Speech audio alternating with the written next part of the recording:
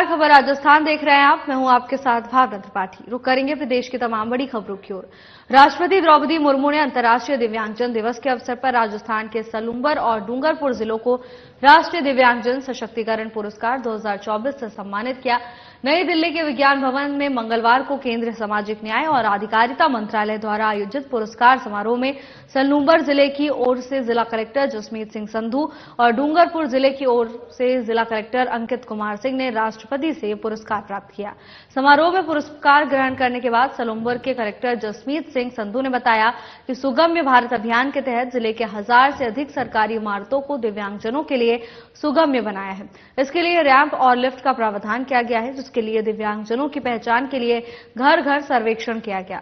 उन्होंने बताया कि जिला प्रशासन के द्वारा चलाए गए अभियान में 5,900 से अधिक दिव्यांग प्रमाण पत्र और 4,400 यूडीआईडी कार्ड जारी कर गैर सरकारी संगठनों और विभिन्न विभागों के साथ इसके सहयोग से दिव्यांग समुदाय के लिए बेहतर सुगमता और जागरूकता सुनिश्चित की गई है। तो वहीं डूंगरपुर जिला कलेक्टर अंकित कुमार सिंह ने बताया कि जिला प्रशासन ने नो वन लेफ्ट बिहाइंड अभियान के तहत 8,692 दिव्यांगजनों को पेंशन, 5,100 को यूडीआईडी कार्ड और 217 स्वयं सहायता समूहों के माध्यम से 1,057 दिव्यांगजनों को सहायता प्रदान की। उन्होंने बताया कि मनरेगा के तहत 2023 से 24 में 7,232 दिव्यांगजनों ने 2.5 लाख कार्य दिवस सृजित किए और 4 करोड़ 60 लाख रुपए की मजदूरी अर्जित की। यह पुरस्कार दिव्यांगजनों से संबंधित मुद्दों पर जनता का ध्यान केंद्रित करने और उन्हें समाज की मुख्य धारा में लाने को बढ़ावा देने के उद्देश्य से स्थापित किए गए हैं।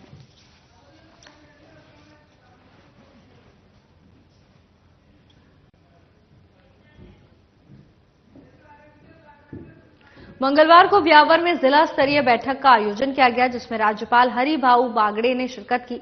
इस दौरान राज्यपाल बागड़े ने बैठक में विकास कार्यों को लेकर भी चर्चा की। उन्होंने कहा कि सरकारी योजनाओं का लाभ अंतिम व्यक्ति तक मिले, इसका हर समय प्रयास होना चाहिए। राज्यपाल ने केंद्र और राज्य सरकार की योजनाओं और वंचित वर्ग के सामाजिक और आर्थिक रूप से उत्थान के लिए प्रगतिरत कार्यक्रमों की समीक्षा की और बिंदुवार उपलब्धियों की जानकारी ली। उन्होंने चिकित्सा, शिक्षा, ग्रामीण विकास, विद्युत वितरण, पेयजल के साथ महत्वपूर्ण विभागों के अंतर्गत प्रभावी परिणाम देने के निर्देश दिए।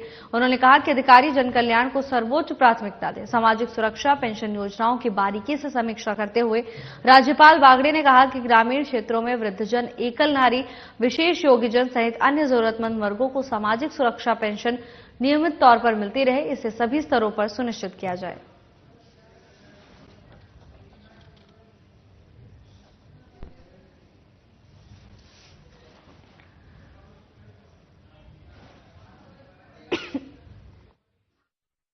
पूर्व मंत्री प्रताप सिंह खाचरियावास ने राजस्थान की बीजेपी सरकार पर डीएलसी दरें दूसरी बार 50% बढ़ाने पर जमकर निशाना साधा है। खाचरियावास ने कहा कि बीजेपी सरकार पूरे राजस्थान में 20 से लेकर 50% तक डीएलसी की दरें बढ़ाकर जनता के ऊपर महंगाई और परेशानी का बोझ डाल दिया है। एक साल में 2 बार डीएलसी दरें बढ़ाना सीधे सीधे जनता की जेब काटने के समान है। खाचरियावास ने कहा कि प्रदेश और देश की जनता पहले ही महंगाई, गरीबी और बेरोजगारी से परेशान है। हर चीज महंगी हो चुकी है। खाने पीने की सारी वस्तुएं महंगी हो गई हैं, सब्जियां भी महंगी हो गई हैं, पेट्रोल डीजल महंगा हो गया है, दवाइयां महंगी हो गई हैं और अब डीएलसी दरें बढ़ने से मकान, दुकान, फ्लैट और जमीन खरीदना भी लोगों के लिए महंगा हो गया है। उन्होंने कहा कि बीजेपी की सरकार ने चुनाव से पहले राजस्थान की जनता से महंगाई रोकने के लिए वादा किया था, लेकिन अब तो बीजेपी की सरकार ने डीएलसी दरें बढ़ाकर सीधे सीधे गरीब और मध्यम वर्ग के परिवारों का अपने घर और फ्लैट का सपना चकनाचूर कर दिया है।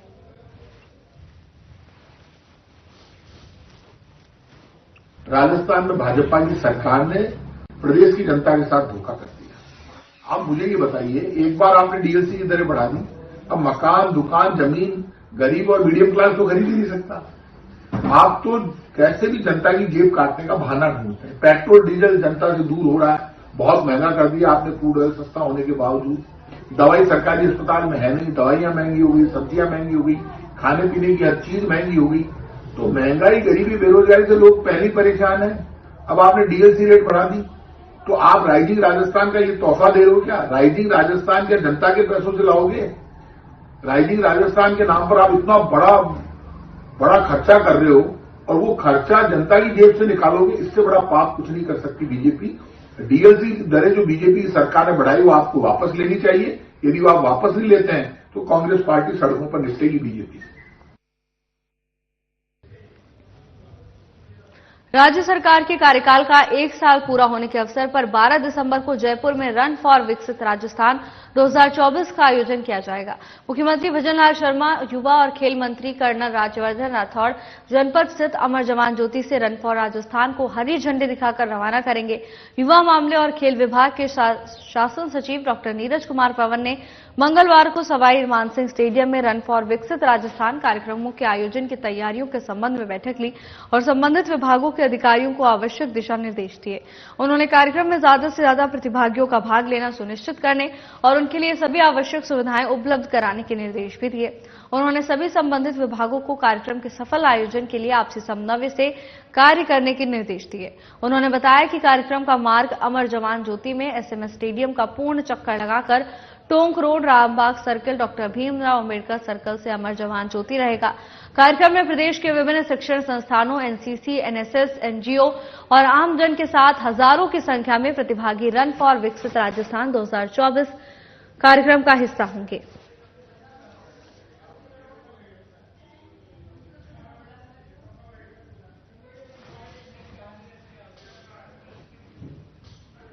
जयपुर विकास प्राधिकरण ने प्रभावी कार्रवाई करते हुए सुओ मोटो के तहत अतिक्रमण मुक्त के तहत ट्रांसपोर्ट नगर में दिल्ली रोड खोले के हनुमान जी धोबीघाट तक करीब 4 किलोमीटर तक रोड सीमा को कब्जा अतिक्रमण मुक्त करवाया है। जोन 2 हसरपुरा के पास जोकब रोड को कब्जा अतिक्रमण मुक्त करवाया गया। पुलिस उप महानिरीक्षक कैलाश चंद्र बिश्नोई ने बताया कि rising Rajasthan global investment summit को लेकर जोन 9 के क्षेत्राधिकार में अतिक्रमणों के संबंध में अतिक्रमणकर्ताओं को सुओ मोटो के तहत नोटिस जारी कर मुनादी की गई और अतिक्रमण हटाने के लिए पाबंद किया गया। परंतु अतिक्रमणकर्ताओं ने अतिक्रमण नहीं हटाए तो प्रवर्तन प्रकोष्ठ के द्वारा नगर निगम के साथ सामूहिक अभियान चलाकर अतिक्रमण हटवाया गया।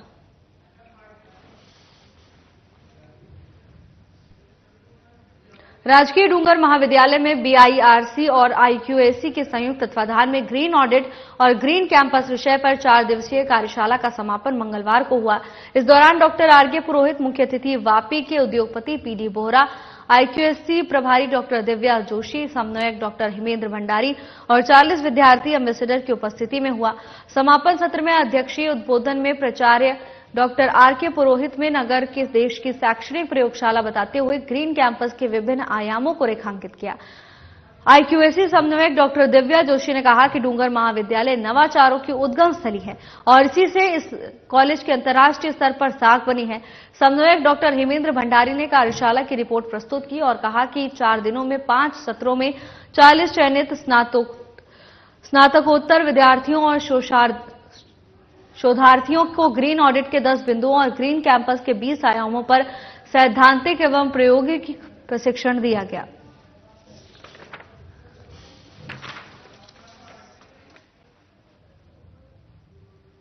खेड़ली कस्बे का इकलौता पार्क नगर पालिका की अनदेखी के चलते बदहाल स्थिति में पहुंच गया है। जनता के बेहतर स्वास्थ्य और सुकून के कुछ समय बिताने के लिए बनाए गए पार्क में साफ सफाई नहीं होने से जगह जगह गंदगी के ढेर देखे गए। पार्क में गंदगी और पेड़ पौधों की खराब हालत पालिका के दोषपूर्ण रखरखाव का खुद ही बयान दे रहा है।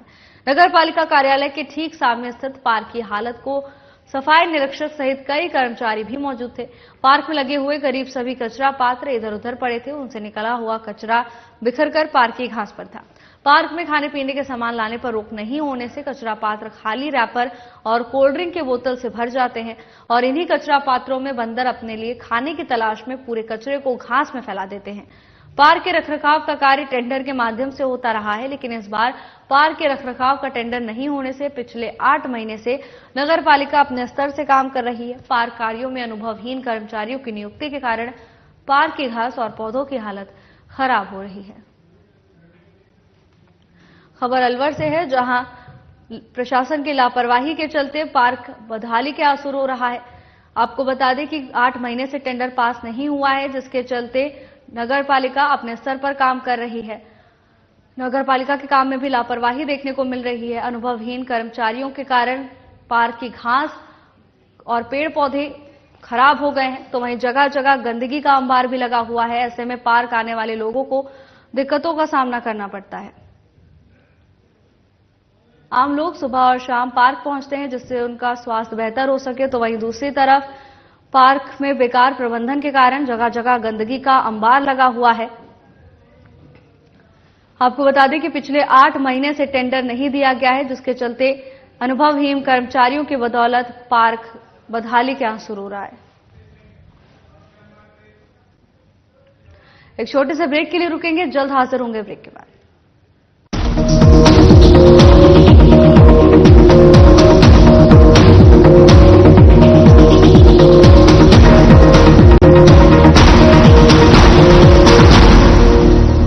Market access, resources, infrastructure, skills. Rajasthan has it all. With the vision of PM Narendra Modi and CM Bhajanlal Sharma, explore endless opportunities at the Rising Rajasthan Global Investment Summit. Register today. Through constant innovation, the group provides its clients with value-added, environment-friendly products. We are committed to provide quality products and services at optimum cost with the continuous improvement in the quality management system. Producing high-value paper, making us India's largest producer of branded papers, fine papers and packaging broad segments. Focused on customers in all our operations. Hence, extensive investments are made towards people and people practices. KRPL world's leading eco-friendly paper from agro residue.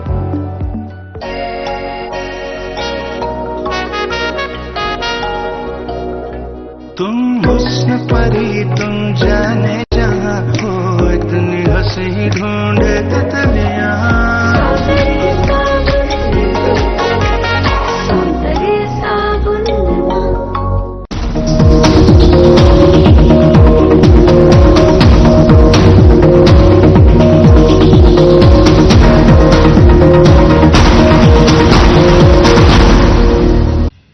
Break के बाद आपका स्वागत है। खबरों में आगे बढ़ेंगे। महवा के हिंडौन रोड स्थित सेंट जेवियर स्कूल में वार्षिक उत्सव धूमधाम से मनाया गया। कार्यक्रम में छात्रों ने प्रार्थना, नृत्य, लड़कियों की शिक्षा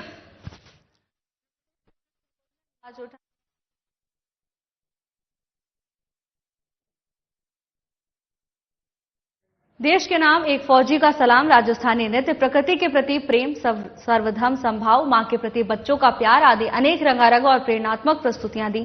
इस दौरान नन्हे मुन्ने बच्चों ने अद्भुत प्रस्तुतियां देकर सबका मन मोह लिया।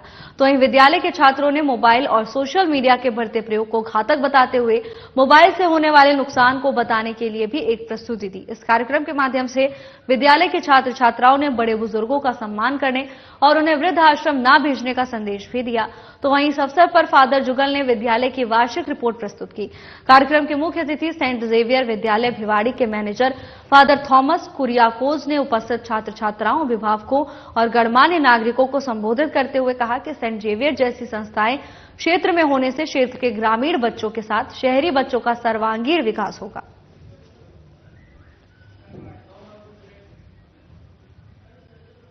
चित्तौड़गढ़ जिले की भूपाल सागर पुलिस ने हाईवे पर होटल के बाहर से 52 लाख की कीमत की साड़ियों से भरे ट्रक चोरी की वारदात का मात्र 5 दिनों में खुलासा किया है। पुलिस ने मामले में कार्रवाई करते हुए आरोपी को भी गिरफ्तार किया है, जिसके कब्जे से 52 लाख का माल बरामद कर लिया।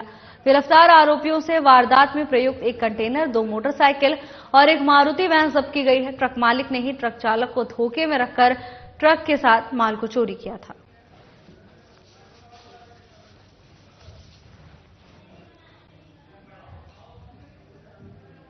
बारां जिले की कोतवाली थाना पुलिस ने जिला स्पेशल टीम की मदद से फतेहपुर हाल बाबजी नगर निवासी आरोपी को गिरफ्तार कर अवैध हथियार, 3 पिस्टल, मैगजीन और 17 कारतूस जब्त किए हैं।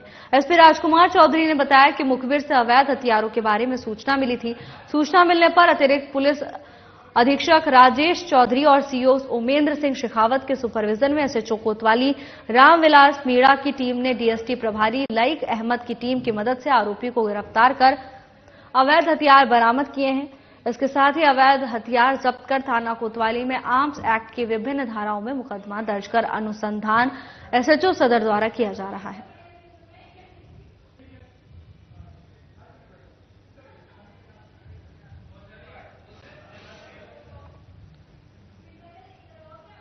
गांव बवाड़ी खेड़ा के समीप स्थित रेलवे अंडरपास में एक स्कूल बस और बाइक की भिड़ंत हो गई, जिसमें बाइक सवार युवक की मौके पर ही मौत हो गई।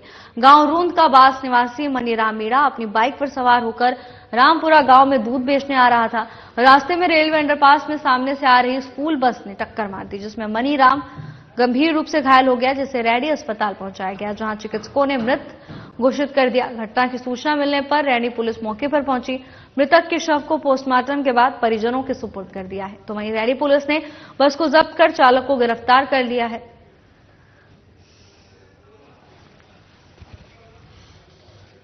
रेलवे स्टेशन के पास में हुआ है, रामपुरा अंडरपास में, जो बताए अनुसार। और मृतक था इसमें मनीराम मीणा जी, विश्राम मीणा है, 24 साल का, रौंद का बास का रहने वाला है। ये 200 जिले में पड़ता है। एक्सीडेंट किससे हुआ है? इसका मिनी बस से हुआ। स्कूल बस बताई? बस बताई, उससे हुआ है। तो बस को लिया है, ड्राइवर को लिया है, वो थाने में खड़ी कर रखे हैं, वास्तविक शिक्षा और पोस्टमार्टम कार्रवाई चल रही है।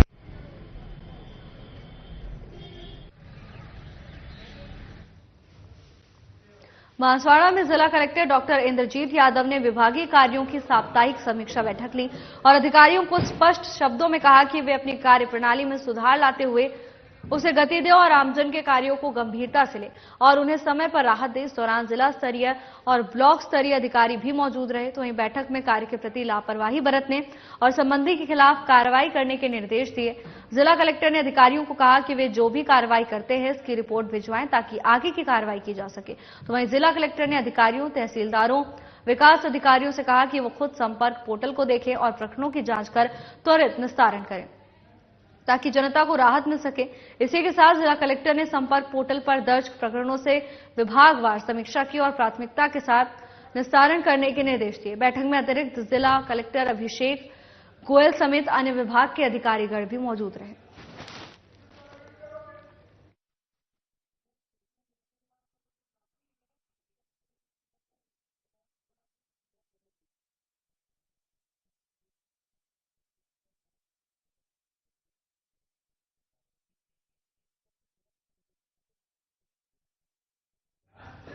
Rising Rajasthan global investment summit 2024 से पहले राजस्थान सरकार के 150 से अधिक अधिकारियों और 250 छात्र स्वयंसेवकों ने इन्वेस्टमेंट समिट के लिए जेईसीसी सीतापुरा में आयोजित ओरिएंटेशन प्रोग्राम में हिस्सा लिया। इन अधिकारियों और स्वयंसेवकों को 9, 10 और 11 दिसंबर को आयोजित इन्वेस्टमेंट समिट के लिए प्रोटोकॉल और संपर्क कार्य करने की जिम्मेदारी दी गई है ताकि इन्वेस्टमेंट समिट का आयोजन कुशलतापूर्वक हो सके।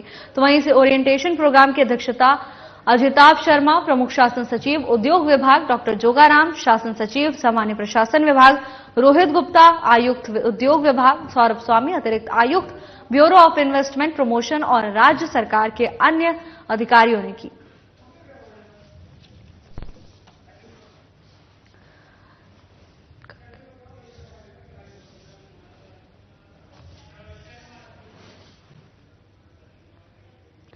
चिकित्सा और स्वास्थ्य मंत्री गजेंद्र सिंह खीवंसर ने कहा है कि राज्य सरकार आमजन को सुगमतापूर्वक स्वास्थ्य सेवाएं उपलब्ध करवाने के लिए प्रतिबद्धता के साथ काम कर रही है। इसी दिशा में स्वास्थ्य सेवाओं के सुदृढ़ीकरण के लिए एसएमएस अस्पताल परिसर में निर्माणाधीन इंस्टीट्यूट ऑफ कार्डियोवैस्कुलर साइंसेज का कार्य आगामी 6 महीने में पूरा होना संभावित है। इसके साथ ही निर्माणाधीन आयुष्मान टावर का कार्य पूरा होने में 1 साल या इससे अधिक समय लगने की संभावना है। कार्डियक एवं आयुष्मान टावर दोनों ही भवनों में चिकित्सा सुविधाएं एसएमएस अस्पताल के चिकित्सा शिक्षकों के द्वारा ही प्रदान की जा रही हैं। चिकित्सा मंत्री का बयान सामने आया। उन्होंने कहा कि वर्ष 2024-25 की बजट घोषणा के अनुसार एसएमएस और अन्य बड़े अस्पतालों में डायग्नोस्टिक सुविधाओं को पीपीपी मोड पर शुरू किया जाना प्रस्तावित है। इसके साथ ही उन्होंने कहा कि राज्य सरकार आयुष्मान टावर की प्लानिंग में रही कमियों को दूर कर इसे बेहतर योजना के साथ संचालित करने की दिशा में काम कर रही है।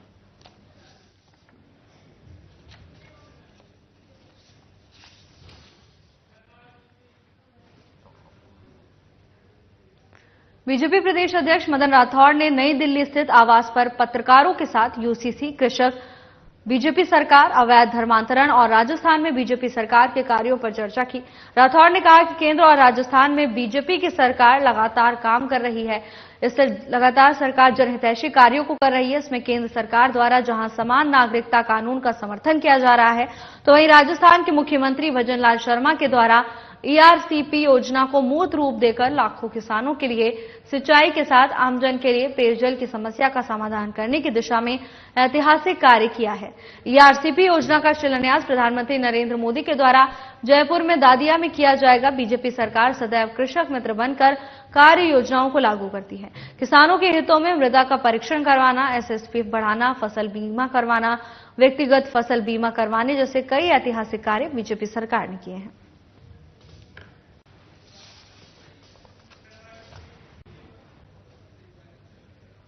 प्रदेश के सभी जिलों में निर्वाचन कार्य के दौरान अधिक जिम्मेदारी, संवेदनशीलता और नवाचार युक्त कार्य करने वाले अधिकारियों कार्मिकों को राष्ट्रीय मतदाता दिवस के अवसर पर आगामी 25 जनवरी को राज्य स्तर पर सम्मानित किया जाएगा। मुख्य निर्वाचन अधिकारी नवीन महाजन ने पहली बार पुरस्कार के लिए कर्मियों के चयन की प्रक्रिया को अधिक सुगम और पारदर्शी बनाया गया है। आवेदन की अंतिम तिथि 15 दिसंबर 2024 बताई जा रही है। महाजन ने बताया कि राष्ट्रीय मतदाता के अवसर पर 1 जनवरी से 31 दिसंबर 2024 की अवधि में निर्वाचन संबंधी उत्कृष्ट कार्य करने वाले अधिकारियों तथा कार्मिकों को सम्मानित किया जाएगा।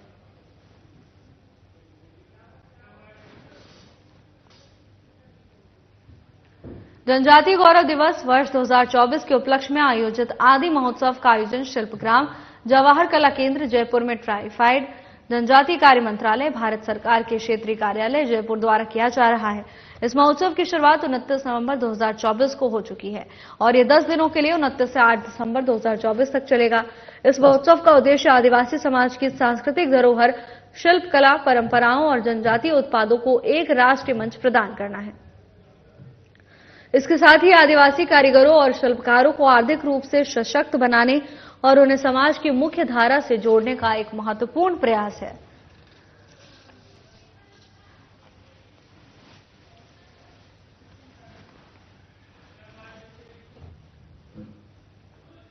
जयपुर विकास प्राधिकरण की ओर से कागडोदा में सरकारी आम रास्तों को कब्जा और अतिक्रमण मुक्त करवाने के लिए ग्राम बिंद्यायिका में रोड सीमा को कब्जा अतिक्रमण मुक्त करवाया गया।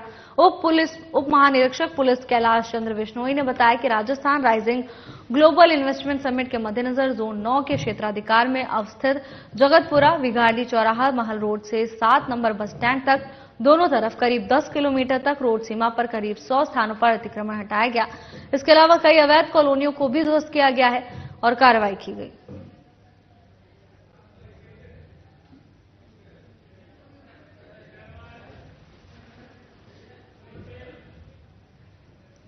नगर परिषद टोंक में सफाई कर्मियों को भर्ती के लिए दिए गए सफाई अनुभव प्रमाण पत्र को लेकर सोमवार को वाल्मीकि समाज की सैकड़ों महिलाओं और पुरुष आवेदकों ने प्रदर्शन किया, जिन्होंने एक सफाई ठेकेदार के खिलाफ नारेबाजी कर उस फर्जी अनुभव प्रमाण पत्र के दिए जाने का आरोप लगाया। उन्होंने कहा कि निष्पक्ष जांच की मांग की है। इस मामले में नगर परिषद आयुक्त ममता नागर का कहना है कि वाल्मीकि समाज ने इस आशय का ज्ञापन जिला कलेक्टर टोंक के नाम दिया है, जिसकी जांच कराई जाएगी। इसके साथ ही आगामी सफाई कर्मियों की भर्ती मामले निदेशालय को अवगत कराया जाएगा। वहीं अखिल राजस्थान सफाई मजदूर कांग्रेस के अध्यक्ष नाथूलाल चावरिया की ओर से बताया गया कि गांधी पार्क टोंक में सोमवार को वाल्मीकि समाज की बैठक हुई, जिसमें जिला कलेक्टर और ज्ञापन देकर सफाई कर्मचारी भर्ती को निरस्त करके संविदा से सफाई कर्मी लगाने की मांग की है।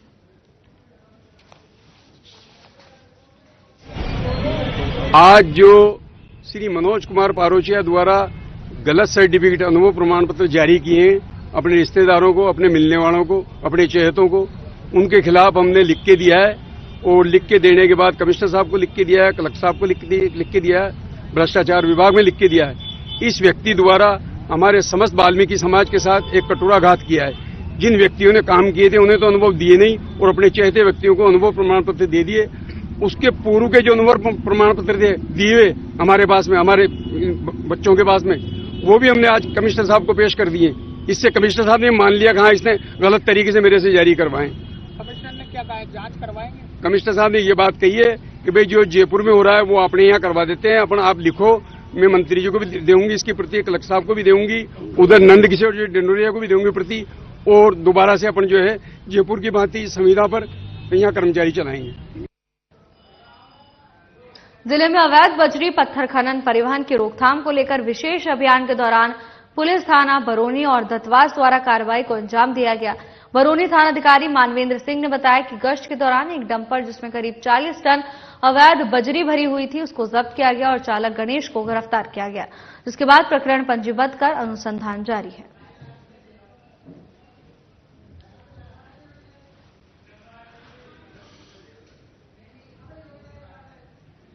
जिले के बनेठा थाना अंतर्गत धोला बाबा के पास स्थित धार्मिक स्थल पर गिरोह बंद कर अतिक्रमियों पर द्वारा जीर्णोद्धार और निर्माण कार्य नहीं करने देने से परेशान बनेठा के ग्रामवासियों ने सोमवार को जिला कलेक्टर को ज्ञापन सौंपकर आरोपियों को पाबंद करने की मांग की है।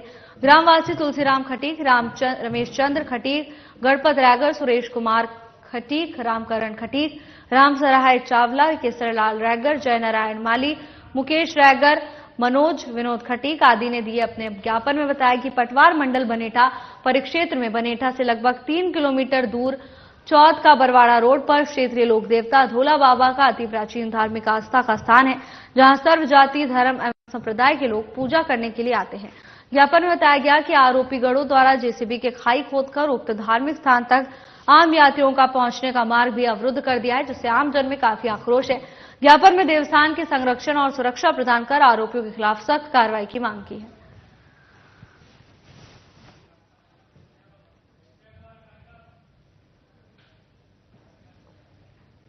फिलहाल के लिए बस इतना ही। नमस्कार।